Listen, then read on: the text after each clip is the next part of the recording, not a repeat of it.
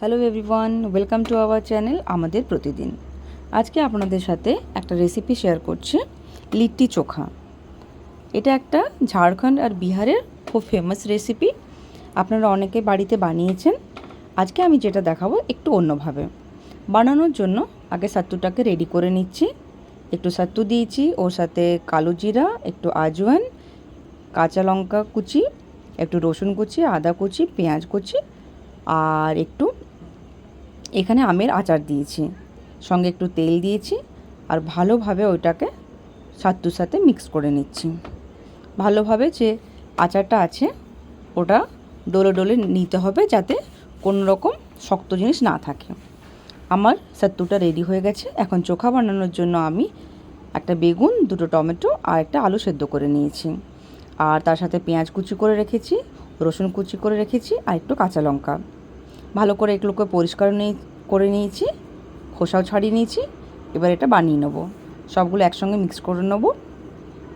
সঙ্গে একটুখানি নুন দেবো আর একটু সর্ষের তেল দেবো। ভালোভাবে চটকে এটাকে মেখে নিতে হবে।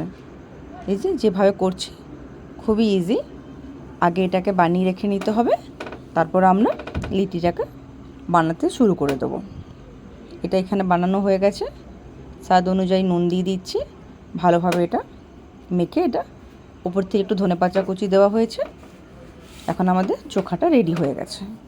এবার লিট্টি বানানোর জন্য যে সাত্তুটা রেডি করেছিলাম ওটাকে, আটাটা আমি আগেই মেখে রেখেছিলাম, সেই আটার মধ্যে ভরে দেওয়া হচ্ছে।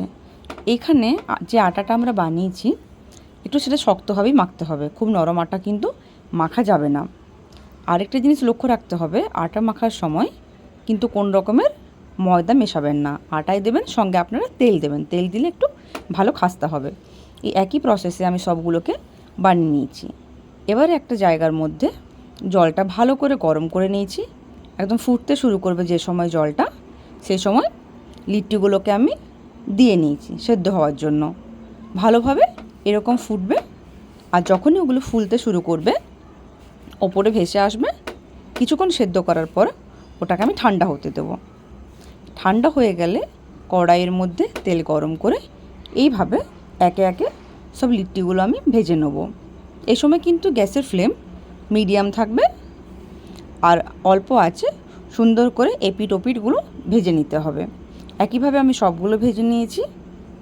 ভাজানোর পরে আমার রেডি হয়ে গেছে লিট্টি চোখা। এই যে প্লেটের মধ্যে আমি সাজিয়ে নিয়েছি সুন্দরভাবে। খেতে ভীষণ টেস্ট হয়েছিল। আপনারাও বাড়িতে ট্রাই করে দেখবেন। এটা একটু অন্য প্রসেসে, অনেকে পুড়িয়ে করে, এটা আমরা সেদ্ধ করে ভেজে করলাম।